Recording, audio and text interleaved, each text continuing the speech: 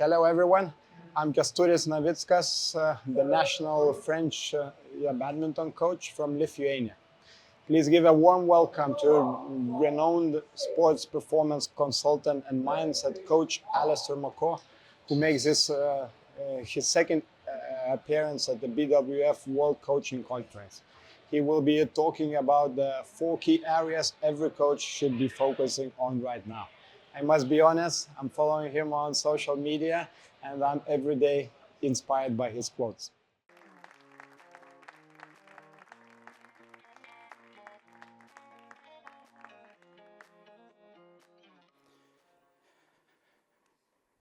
Good morning. I find myself one of the luckiest people out there. I've had 30 years experience coaching, traveling the world, working in remote places such as Russia, Asia, United States, Great Britain, France, Germany, all over Europe over those 30 years.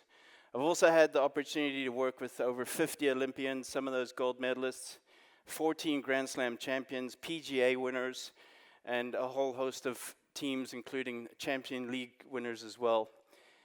And what I've been able to gather over those 30 years is something that I have the privilege today to share with you of what I've seen in some of the best coaches and the best cultures around the world. Of course, today's presentation is about driving excellence as a coach, and tomorrow's will be more about building a high-performing environment and a winning culture. But there's something I've seen in those 30 years of what makes a great coach. Now, there's a lot of things that constitute a great coach. In my book, 7 Keys to Being a Great Coach, always starts with standards. It starts with the ability to adapt. It also has interpersonal skills. But I want to start by sharing this quote. A great coach isn't determined by the level of player they coach. A great coach is determined by what they can do with the level of that player. So what does that mean? Let me give you an example. If I've been to remote places where I've seen coaches working with recreational athletes, junior athletes that probably never want to be professional one day, but I've seen some of the best coaching happening there. So what I'm saying is the fact that you might work with elite athletes, which is the majority of this room right now, you're working with high-level elite juniors, possible Olympians, world champions, etc., that doesn't necessarily mean that you are the best coaches in the world. Now, that's not like a jibe at you, for example, but I've seen some of the best coaches work with 9-year-olds, 5-year-olds, 12-year-olds. A great coach is constituted by what you can do with the ability of a player and athlete, of where you can take them from. Now, there's a big difference having worked with young athletes and having worked with the very best in the world and the professionals of what happens at the different stages. I believe a great coach should be able to understand all the different stages of development, not just one particular area of where you work, because you need to understand the whole journey, right? So when you're working with youth athletes, it's more about teaching and coaching. When you're working with high-level elite athletes, it's more about management. Let me explain. Management is basically what probably 80% of this room is, if you're working with elite athletes, is designing their day. They've already had years and years and thousands of hours of technical, tactical, strategic practice and teaching, right, to get to that point. They've already reached a very, very high level. When you're working with elite athletes, it's about managing their day, managing their week, managing their month, managing their year. That's what elite coaching comes down to. You're only finely tweaking certain things in their game. And one great coach I had the opportunity to work with in tennis was the great Nick Bollettieri, who's probably seen as one of the greatest coaches in tennis in the world ever. Nick unfortunately passed away 3 or 4 years ago at the age of 91, but his passion was that he was coaching pretty much up until his last day. But a conversation I had with Nick was, how do you work with professional players of so many different cultures, different abilities? You know, he's worked with 10 world number ones in the world. And he said, Allistair, it's the ability not to see the big things. It's the ability to see the small things. That's what a lot of great coaches don't see, right? And he said, when a top player comes to me I wasn't the one that made them a great player. They've got there through all those years of working with other coaches and other people and their upbringing, for example. So for me, I'm not going to change anything. I'm just going to maybe just tweak little things because they've got to that level already without me. And what I find sometimes with a lot of coaches is that we think we can fix everything. We bring out our toolbox and we start to want to work with an athlete. And we all know working with elite athletes that when you change something and the next tournament or the next two tournaments don't go well, that can be problematic, right? So great coaches are able to see the small things. Nick, in my opinion, was one of the greatest coaches I worked alongside because he didn't really drastically change things.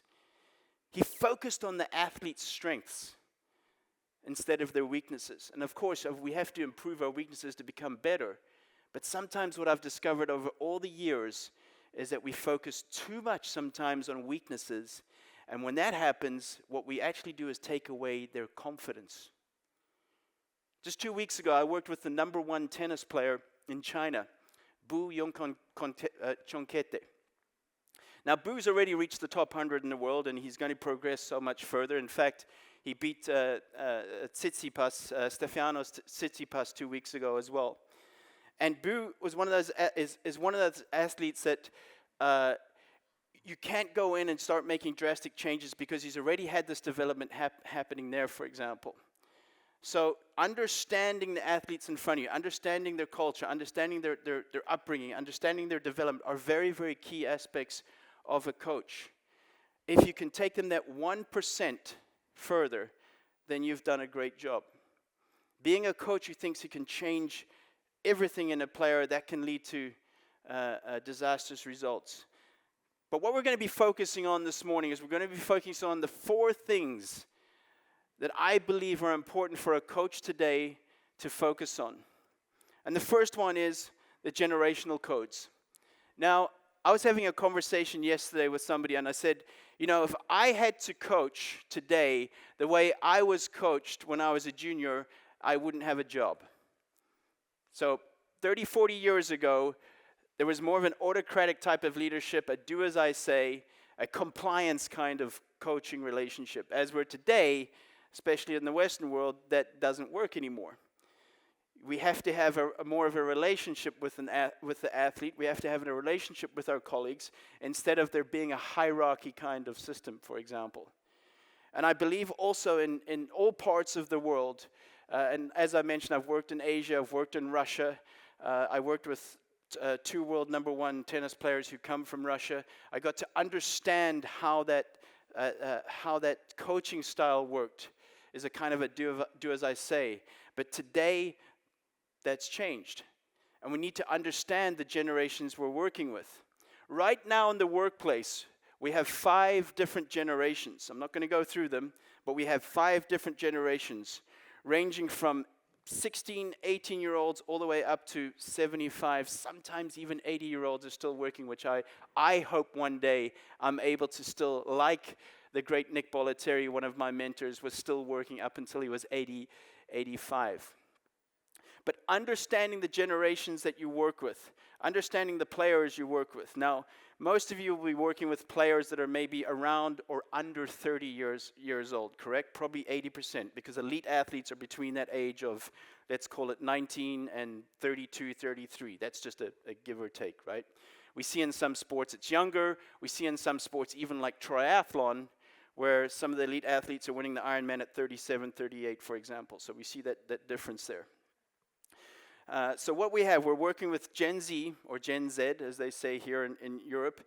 And what we have now coming through is Gen A, which are athletes that are born after 2013, which makes them now, 7 plus 5 is 12 years old. So we're almost working with teenagers. So there's a lot of talk about us working with Gen Z all the time, but now we have Gen A, which are coming through right now. Those are your kids that are under 13 years old. Now, there's only 2 generations that will be born into the AI world. It's this generation now, Gen A, the 13-year-olds and under, and Gen B, which are from 2025. Okay, so this year has started a new generation. So we have Gen Z, right, which is now 28 years old and under. We have Gen A, which is 13 and under, and we have Gen B, which is 0 to 1 this year. The only two generations born into AI are the ones that are under 13 right now. None of us sitting in this room were educated in AI in college or school. We're all learning about it right now. So understanding those aspects are very, very important to how we move forward. Now, working with the different generations, I've chosen specifically because of time. We don't have time to go through a whole generational code here. I've chosen Gen Z, 28 and under, because I believe that most of us right here will be working with that age, elite athlete, Olympian, or going down into 13 years old. Let's have a look at their strengths. So they're open to learning, which is a good thing, of course. They're more coachable. Now, I know some of you might be thinking, well, I have kids that aren't really that coachable and so on and so forth, but that's another topic about coachability. If I can just say this, I believe all coachability starts in the family, starts in your upbringing, of how they respect their parents, how the communication is in the family, for example. That's where all coachability begins, right there. The second one is they're well informed. So we have social media, we have Google. They will fact check you, right? So I remember 3 or 4 years ago speaking to an athlete where I gave them a specific stat or a percentage, and they got back to me in about 2 minutes saying, you're actually wrong. It wasn't 17%, it was 19%, because they looked at it in Google, right? So this generation doesn't need us necessarily for information so much anymore, because they can find that on YouTube, Google, anywhere, which can be a dangerous thing as well, correct? Is too much information. That is the big challenge today, coaches, is deciphering what to listen to and what to ignore. Because there's so much out there that's well packaged and well marketed that it's very difficult to tell who the real deal is from who isn't, correct? So before you listen or before you take any advice or buy a product, for example, do your research on what this particular person has done in the past. Do they have credibility? The third one is they're digital natives. They've been brought up with a cell phone in their hand. Okay, so they know no other world. If you know that 1994 was basically the internet age, so this Generation Z have always had a mobile phone. In fact, if I was to pull out some things like a Walkman or a Kodak camera, they would not know exactly, or a tape cassette in a car. Even my father was telling me that my father has an old MG, one of those old sports cars, and it has the windscreen roller, that you roll. And his granddaughter got into the car, and she's 16, 17, and she said, Gramps, what is this? It was for winding down the windows. So even things like this that we've moved on so far, they don't quite understand. Everything's now electronic, a push of the button. They can find anything on the internet within 10 seconds, etc. They're visual learners. That's very important for us to understand, is that having a cell phone on court and these things to do video analysis and so on is how they best learn as well, not just by information. We know that their attention span is less and less. And I believe that's not just Generation Z, that's all of us. I'm a victim of also spending too much time on my cell phone, looking at Twitter, looking at YouTube, looking at new things that are coming about. I'm that victim as well.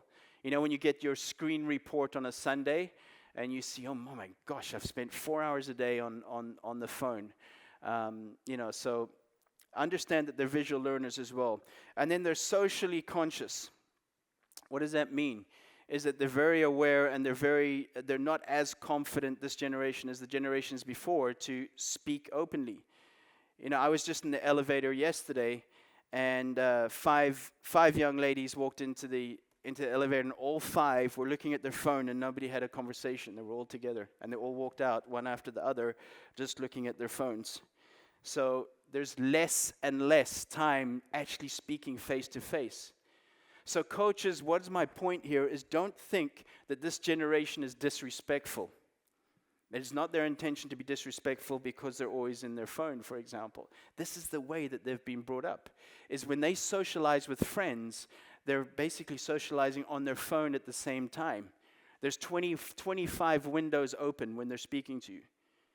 I remember when I was at the US Open working with a player, and he was sitting in the front seat, I was sitting in the back, and I just saw, I couldn't help but look, but he was on his phone, and he had about 20 windows open. He was having 16 chats. He was playing a game at the same time. He was booking flights, and he was still having conversations with 5 other people. That's a lot going on there right now. From now, me to have a conversation with him in the car. That I'll be the 7th person that's speaking to him at that exact moment. So, very important to understand that. Let's have a look at the areas where they could do better. Is accepting feedback. We understand as coaches today that we have to be careful of how we deliver feedback. Right? There can be more sensitive today in how things are. They see it as criticism or you being harsh when you're giving feedback. I think it's very important that when you start to work with a player is explain to them how you give feedback and what you mean by giving feedback. Right? Sometimes we're not aware of how we come across when we give feedback. Are we too aggressive? Are we too loud? How do we actually give feedback? So explaining to the athlete is when I give you feedback, I'm not criticizing you. I want to help you. Be thankful that you have a coach that actually wants to give you feedback and wants to make you better. Ask them, what would you rather have? A coach that says nothing or a coach that gives you feedback? I can promise you they'll choose the second one. I want a coach who chooses feedback. Good. Then we can move along. And I can give you that feedback or for lighter terms, criticism, for example. As I just mentioned there, their lack of focus as well, because there's 25 windows open on their iPhone at that same time. So, the great coach John Wooden of UCLA, he was what I'd call probably a Twitter coach in terms of not giving too much information, no more than 128 characters, or no more than 3 lines. In my book, 7 Keys to Being a Great Coach, I talk about the J2. What is the J2? It means just 2. Only give an athlete just 2 bits of information at a time and let that digest. Before a player plays in a tournament or plays an opponent, I will only give them no more than just 2 bits of information, because if I have to give them more, I probably haven't done my job as a coach in the weeks and months leading up to the tournament. One of the biggest mistakes you can make, coaches, is information overload, especially on the day of competition. It is too late. In fact, it's a detriment if you're giving them too much information on the day of a tournament or just before they go out there. You should have already done your homework and so have they. So just 2 bits of information, right? Their interpersonal skills. We just spoke about less time in having face-to-face conversations. Time management. Maybe that if you have athletes that are late-ish or have trouble being on time, for example, is that probably it's because of some of those things like their interpersonal skills and their focus of being involved in so many conversations and so many things going on at the same time, right? All these things are important to discuss to an athlete before they start working with you. Before I work with an athlete, we always go through the standards of what I expect from you and what you can expect from me. I think those are 2 very, very important things. And then easily offended. So we have to be careful with the language we use. We have to be careful with our tone of voice. Like I said, it's a more sensitive generation these days, okay, than to what we were. Like I said at the beginning, if I was to coach the way I was coached, I probably wouldn't be in a job, right? So we have to keep changing. Keys to coaching Gen Z is embrace the change. Now, if you're still stuck in those old ways of, well, in my day, this is the way we used to do it. No, well, it's not your day anymore. You're not walking 10 miles in the snow to school, those kind of stories. This generation aren't really interested in that. This generation are interested in me. They're interested in what about me? What's in it for me? So embrace the change, because the only thing in life that's constant is change. Utilize technology, apps, video, etc. Become curious about it. The best coaches and the best leaders in the world are continually curious. Don't just walk past a stand that has a product or something and go, that's not for me, I'm not interested. Find out, go ask questions, find out about it. Have conversations with other coaches over these next 2 days. Speak to people in technology, speak to people in AI, speak to people in whatever you can do. Make massive use of these 2 days. You have that opportunity. When we had COVID, we didn't have these opportunities. And this is the great thing about you making the effort to be here in person, is because you don't get that same effect on Zoom or on Microsoft Windows or whatever it may be of meeting people and interacting and changing business cards or numbers or pins or whatever it may be. So make use of this. Build the connection with your athletes. Okay? Get to know them. Get to know who their family is, what other sports they like, what games they like, for example, even if you don't like them themselves. Provide support. Adapt approach and communication style. Very, very important to how you do that. Like I said, with these different generations. Long speeches and long essays and these things, those fall short. Right? Those don't hit home. Keep your information as short and simple as possible. For me, a genius is someone who can make the complex simple. Where you can take something and simplify it and explain it. In fact, it's one of the best compliments I can get when writing a book and someone comes up to me and says, I loved reading your book because it was so simple. Because it's just like information that I can take and use straight away. I've read books or listened to things where I'm just completely lost. I know this person is super intelligent, but I can't figure out the message that they're talking about. It's maybe too advanced for me, for example. So great coaches are able to keep things simple. I remember, many years ago, I worked with the Corder sisters, the Nelly Corder and Jessica Corder, who Nelly's #1 in the world in golf at the moment, in the women. And I remember attending some of their coaching sessions with the great David Ledbetter, who is seen as one of the greatest golf coaches, swing coaches in the world. And I was very, very fascinated going to go see one of the greatest golf coaches in the world. This was where I live in Florida. To see what things I could take from this incredible coach. He's worked with Greg Norman and Nick Faldo and many, many major champions. And what I found was the most basic, fundamental coaching I've ever seen. It was all basic: stance, foot position, arm, head, repetition, repetition, repetition. There was nothing fancy. We're thinking that these world-class coaches, what have they got? Really, it's quite simple. They're able to make the complex simple, they're able to stick to the fundamentals and basics, and they're able to deal with repetition. That's what the best are able to do. There's no magic pill or any of these flashy things maybe you might see on YouTube today. It's all those very, very basic things. Another great mentor I've had, and like I said when I started this presentation, I feel like I'm one of the luckiest people in the world because I've had incredible mentors, is the great Coach K, Mike Krzyzewski of Duke basketball. Mike stepped down after 42 years at Duke basketball in 2022. Now, I was sitting in Coach K's office in January 2020, and of course we know that was just before COVID came. And I asked Coach, and one of the things I really loved about Coach K was there was always an open door policy. Coach had 2 offices. One was under the stands at the stadium, the basketball stadium on the campus. And the other one was in the high building at the very, very top, the top executive office. But Coach was hardly ever in that other office. He was always under the bleachers, under the stands at the basketball court. Why? Because he wanted his athletes to come in and out and have conversations and make it like a family atmosphere. But I asked Coach one question that particular day. I said, Mike, what is the key to being a successful coach and having longevity?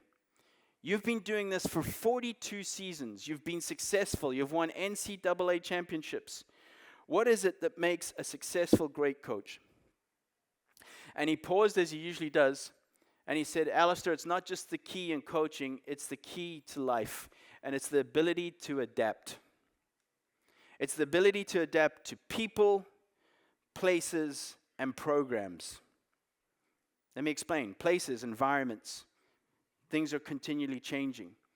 The people around you are continually changing. I can't treat a Grant Hill the same as I do a Zion Williamson, for example. They're two completely different players. One great leadership lesson I was taught by the Nike CEO in South Africa was this: Allistair, in leadership, one size does not fit all. You cannot be a coach who's just like, that's my way, and that's the only way I do it. Yes, stick to your values, stick to your principles, stick to the things that are important, but you have to keep adapting to people, places, and programs. If you're still running the same program you were 10 years ago, you're either a genius or you've lost the plot.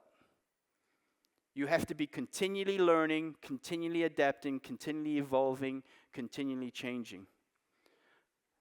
I'm not going to name any names, but the world #1 male in squash called me 2 years ago and he said, Allistair, I've been, maybe a bit longer than 2 years ago, I've been the #1 player in the world. But I feel everybody has figured me out. He was dropping down the rankings pretty quickly. He says, when I go on the court, it just feels like my opponent knows exactly where my next ball is going. And I said to him, well, what have you changed? How have you evolved in the last year or 2 years? And he says, I haven't, because I've just been sticking to the same thing of what worked for me. And I said, well, there's your problem. What worked last season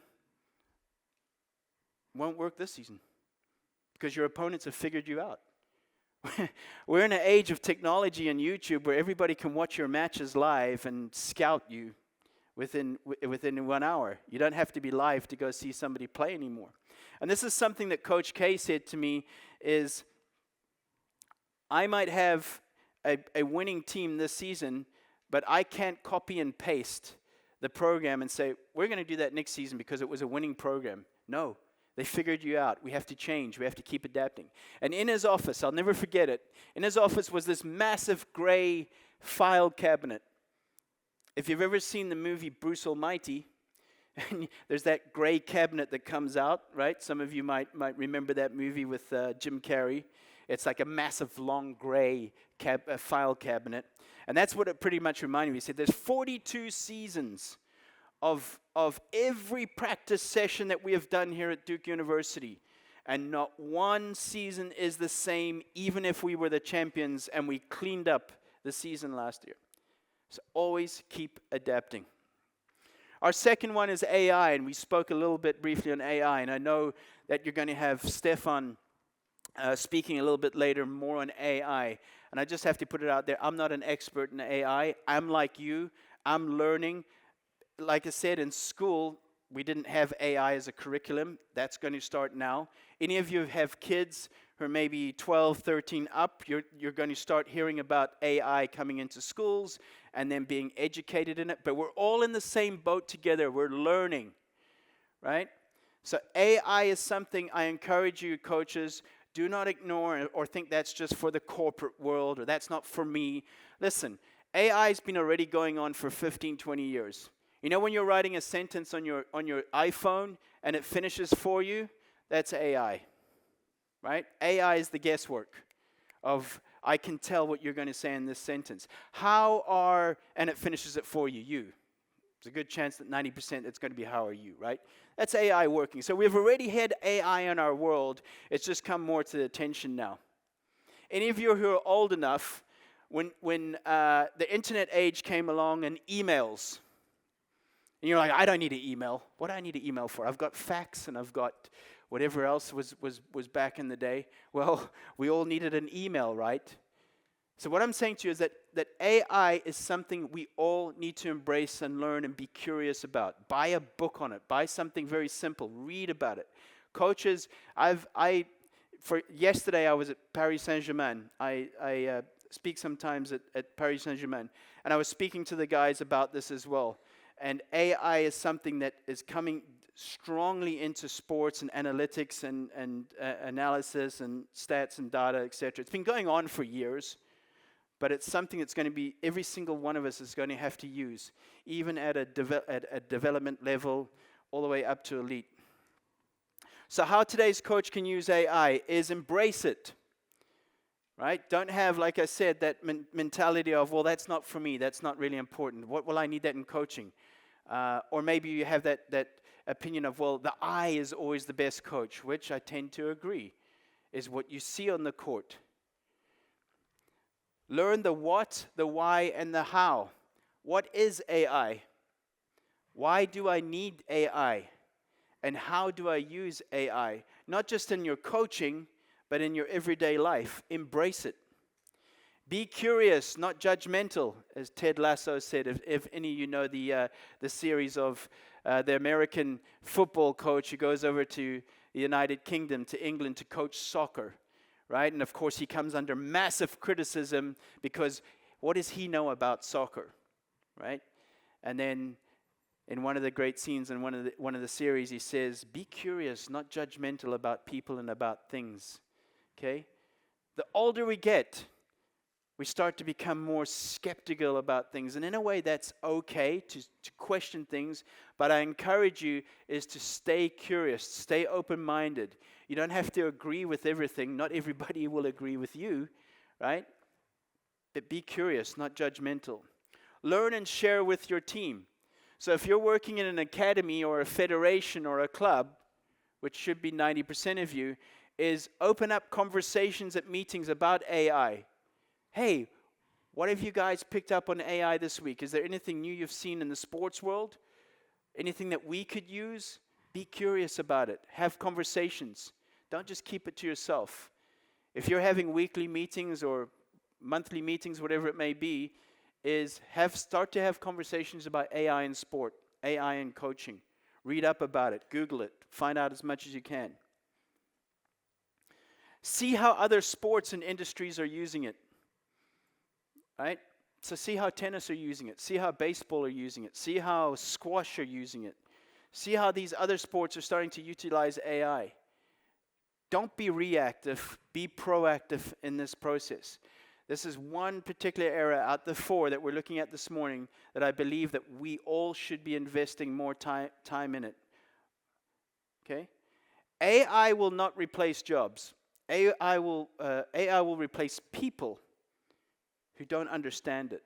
Does that make sense? AI won't replace coaches or jobs. It will replace people who don't understand it well enough. I believe moving forward that when you go for a job interview, one of the possible questions will be, how's your knowledge on AI? How's your knowledge on using BGT? All these type of things. Those are going to start to be the questions. And if you go, well, I don't really know that much, and well, you know, there could be a candidate that does know a lot about it because that's the way they want to start moving forward. Okay? So again, come up to speed with it.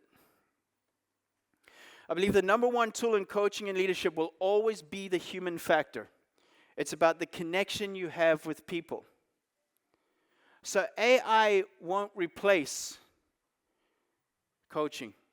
It will empower it. What AI is going to be good for in our coaching is that it replaces the guesswork. And it gives you solid information and data and stats. Right? Today's coach won't vanish, but they need to evolve. And I know this is a very, very harsh statement or line, but evolve, adapt, or die. Evolve, adapt, or die. If you're not willing to evolve and adapt, you're going to get left behind and they're going to start taking that new generation of coach. Again, coaches, you're not losing your identity. You're not losing your values. You're not losing your core principles. Those are the three most important things you need as a coach. Who am I? What do I accept? What don't I accept? And those are three things very important to make clear in the beginning. Those are important. Those are solid. Right? But you need to start adapting and evolving to everything in this whole world that's changing very, very quickly. The world has changed faster in the last 20 years than it has in the last 200 years. Okay? So it's moving quicker, and it will keep moving even faster. Our third area is building and creating the right environment. Creating the right environment. First of all, we need the right people. Your culture is your people. Okay? Another word I like to describe culture, and we're going to speak about this tomorrow, is culture is all about experience. How was your experience at XYZ Academy? How was your experience with Coach Smith? How was your experience at that restaurant? That is culture. Okay? Your culture are your people. You will not have a great culture if you don't have great people. And let me say this, when you're recruiting and hiring people, don't look for the best people. Look for the right people. The people that align with your values, your standards, and the way that you function. That doesn't mean find people that only think like you, right? That's closed-minded. Find people that can challenge your thoughts and bring new things to the environment, right? But values and standards are important. It's like a romantic relationship. Most things will break down with those solid aspects of values, right? And trust. All these things that are very, very deeply rooted. The same in business, the same in corporate, the same in sports. Okay? Creating the right environment is creating an enjoyable experience. Something I find when I'm visiting winning teams and teams successful, there seems to be a fun environment in place. They're working hard, but they're still enjoying the process. Okay?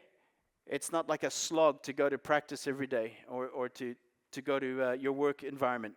There's psychological safety. This is a big one today. If we look at what this generation's looking for, the Generation Z, one of the top three areas is growth and psychological safety, as I feel safe in this environment. Personal and professional and development. So you run a professional academy or an elite academy. Today's athlete, today's generation are not just looking at just becoming a great athlete. It's also about their personal skills as well. Coaches, I can say this to you now, and I'm getting that stage in my life where I coached for 30 years, and athletes I worked with who were juniors are now retired, which is scary. And the best thing that can come back to me as feedback is, you changed my life, or something you helped me with during a difficult time. It wasn't like, thank you for helping me win my nationals, or thank you for helping me win my state championships. No, it all comes down to thank you for being the person you were. That's what your legacy comes down to.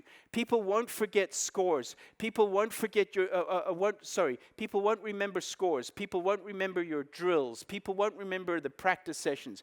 They'll remember how you made them feel in the years gone by, because those other things fade away. Excellence should be the daily goal. And talking about excellence, this is just a quick video I want to share with you. From Jurgen Klopp, who was the former Liverpool coach. And I loved Jurgen's leadership. There was always a fun environment going on. There was hard work, great team chemistry. Jurgen never looked for superstars. Jurgen looked for people who could get along as teammates. And something, if you follow football or soccer, is you would notice if you ever watched Jurgen Klopp after a game, he would embrace not only his own players after a game, but the opposition players. And some people found that weird. Why are you hugging the opposition players? But what Jurgen was doing is he was figuring out who his possible next players could be, who would fit the team, who had a good feeling. The chemistry was there. So let's have a listen to this. I try everything to be as successful as possible. I live 100% for the boys, with the boys, what we do for the club and all that stuff. And I think that's leadership in the first case. As a leader, you cannot be the last who comes in and the first who goes out. That's how it is. You don't have to be always the first coming in or the last going out. That's like this, but you have to be an example as well. That's how it is. You have enough confidence, and that's very important for a leader, because confidence, if I would expect from myself that I know everything and I'm the best in everything, I couldn't have confidence, but I don't expect that. I know I'm good in a couple of things, really good in a few things, and that's enough. What I can do, my confidence is big enough that I can really let people grow next to me. It's no problem. I need experts around me. It's really, really very important that you're empathic, that you try to understand the people around you, and that you give real support to the people around you, and then everybody can act. That's what leadership is. Have have strong people around you with a better knowledge in different departments than yourself. Don't act like you know everything. Be ready to admit that I have no clue in the moment, so give me a couple of minutes that I will have a clue probably. And that's exactly how I understand it, but it's not a real philosophy, it's just my way of life. All right, so a lot of key things there, a lot of nuggets to take out of that, but one of the things that stood out for me there is surround yourself with people smarter than you. Okay? Surround yourself with people with things that you don't know. A confident coach has assistant coaches or people around them that are able to give them information and feedback. A great coach is not someone who thinks they know it all. It's someone who surrounds himself with great people like Klopp does, for example. He credits a lot of his success to the people around him. A great coach is someone who stays curious, coachable, and surrounds himself with people smarter than them. So look for those people. Surround yourself with those people. It's the key in life, is to surround yourself with great people.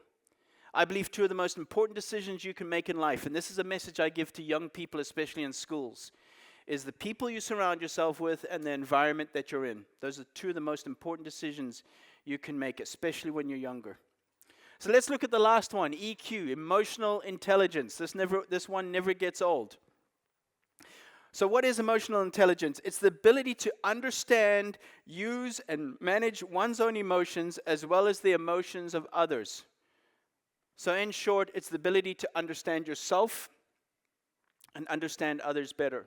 This is something all great coaches and leaders have, is that ability to feel the atmosphere. Something I did when I was traveling on the ATP tour and the squash tour with players was meet for breakfast, and I already knew what I could get from the athlete that day, or what was going to happen that day, the energy, the mood, how they were feeling. Would I start the day upbeat or slowly into it? You know, when you enter a room, you're either, as a leader and a coach, you're either a thermostat or the thermometer. The one tells the temperature, the other one controls the temperature. A great coach is able to control the temperature. You see where your athlete is at, and you're able to start controlling that mood, that energy, that temperature, if you like. So let's have a look at good EQ skills. See how many you can tick off here for yourself. They're more self-aware. A great coach adapts well who has good EQ skills. Good communicator, good social skills, and who has humility. Those are some of the traits of having good emotional intelligence skills. And then feels the moment, right? Coaches, you might have the right information for your athlete, but is it the right time to tell them that information? A great coach is able to feel the moment of, like, maybe this is not the right time to give this information. It could be better tonight or tomorrow, for example. Poor skills, criticizes, blames, and complains. Too emotional, lacks empathy.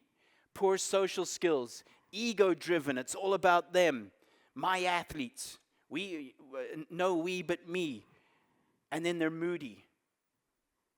Right? Hands up, who loves a moody person? Probably not many hands are going to go up, right? Or who loves a moody, knowing that I don't know what I'm going to get today from this person. I don't know if they're going to be in a good mood, bad mood, right? So those are just some of the traits. Spoke about Nick Bollettieri. I always like to mention him in my presentations because he's someone that mentored me and someone that did so much for me. But a coach of just incredible emotional intelligence, incredible to feel the moment. That's probably, if you were to ask me, what was the most important thing you took away from Nick? It was probably the ability to feel the moment, to say the right thing at the right time. And coaches, that takes experience. When I think back to my 20s, I think, gosh, how the things I said and the things I did, I cringe. I think that takes time with experience and age of how you're able to feel the moment. No two players, this is what Nick said, no two players are the same. To achieve the best from the player, you must first understand the person. Remember, connection is important. As a coach, you must learn what makes them tick. Okay? So understanding the person before the player, relationships, connections, time in the car, time over meals, traveling. That's where you build the foundation of the relationship and the connection. That's where you build the trust. You don't know what trust stands for? The T stands for it takes time. The R stands for relationships. The U stands for understanding them. The S stands for sharing accolades. And the T stands for truthfulness.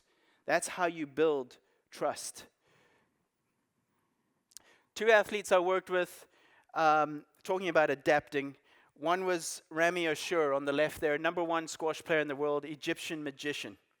Okay? Now, Ramy won the world title 3 times. Incredible athlete to work with, but an athlete that some might call uncoachable, okay?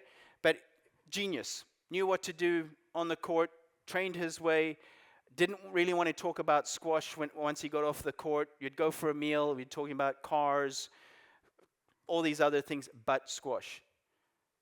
Kevin Anderson on the right, however, who reached #5 in the world in ATP and reached 2 Grand Slams, someone who beat Roger Federer at Wimbledon in 5 sets, complete opposite.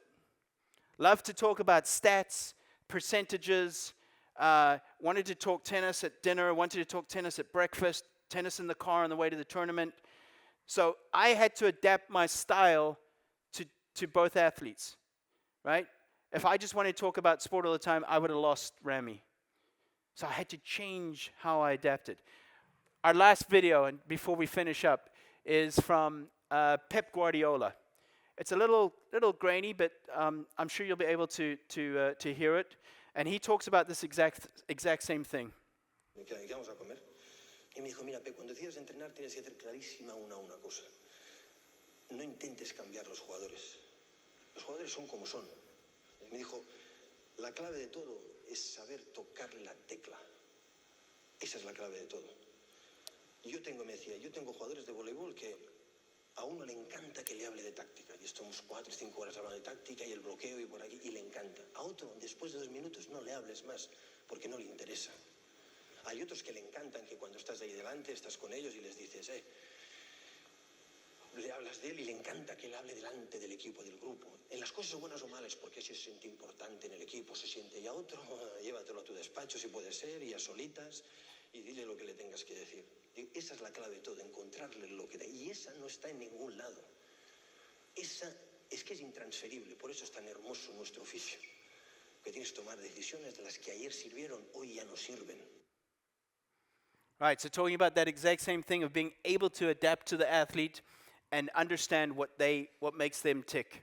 Those lessons from Nick Bollettieri, Coach K, Pep Guardiola, Jurgen Klopp, is really getting to understand how that athlete ticks.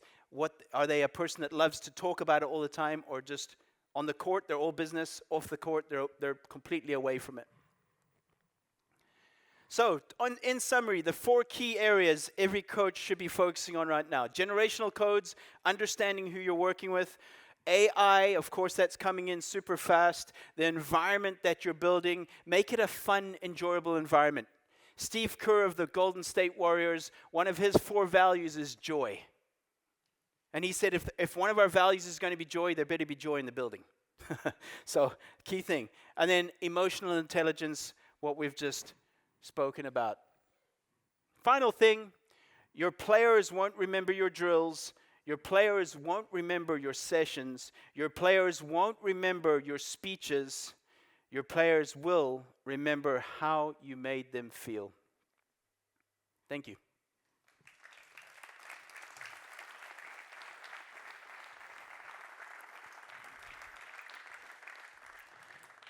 Now, I believe we have some time for questions, probably okay, super. We have 5 minutes for questions, so we have a microphone there as well.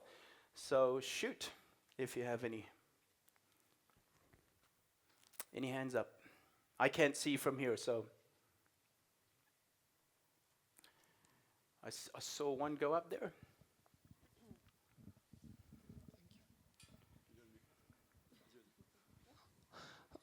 Yeah, thank you so much for your presentation. I really enjoy the way you described the Generation Z, but I was asking myself about the other generation, your generation, and like as we saw, like there are a lot of different way that we are acting, because I'm in Generation Z, but what can we learn also from the advantages of the past generation and the way they can improve. Like we saw how your generation and others' generation can adapt themselves, but also what were good. Great question. So asking what can Generation Z do to adapt to the other generations around them? Well, obviously be very curious, understand. You've obviously had parents that were either Generation X or maybe late millennial or even boomer before that, for example. So it's how you understand generations is basically how they've been brought up. So certain things in their life, the Great Depression, 9/11, these type of things define a generation in terms of how they behave, for example. But I'm Generation X, so that's people born between 1965 and 1980. We're a type of a generation that if it's meant to be, it's up to me. So we're more individual in how we do things. I'll take care of it. I'll do it. Generation Z are more a generation that work together as a group. That's why I mentioned that they're more working in a team environment. As were my generation, you would get on with it yourself, for example. So there's many aspects that are very different. And because we're limited with time and only have maybe 4 minutes left, I encourage you to Google it, find out the characteristics of Generation X, Generation Millennial, what their strengths are, what their weaknesses are, for example. So thank you for that question. And because you were brave enough to ask the first question, come afterwards. I'm going to give you one of my signed copies of 7 Keys to Being a Great Coach. So thank you for asking the first question. And there is a few available next door, just in case. There's not many, but I always reward the first person that asks the question. So any more questions? There's $1,000 for the second question. Yeah, hi. Thanks for the insightful sharing. I'm Daphne from Malaysia. Hi. So as you mentioned just now that coachability starts from home and from the family. Yeah, but as a coach, if we see a potential in a player, we have always wanted to help them to be a better player.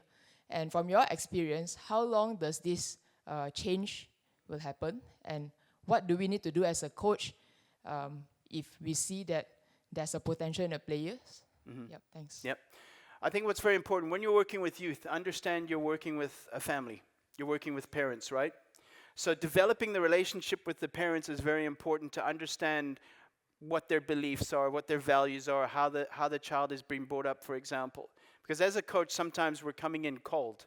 We don't know that child as well as the parents do, for example. But I think it's about building the relationship. That parent has probably been told numerous times that their kid is talented, their kid is amazing. They've heard that, right?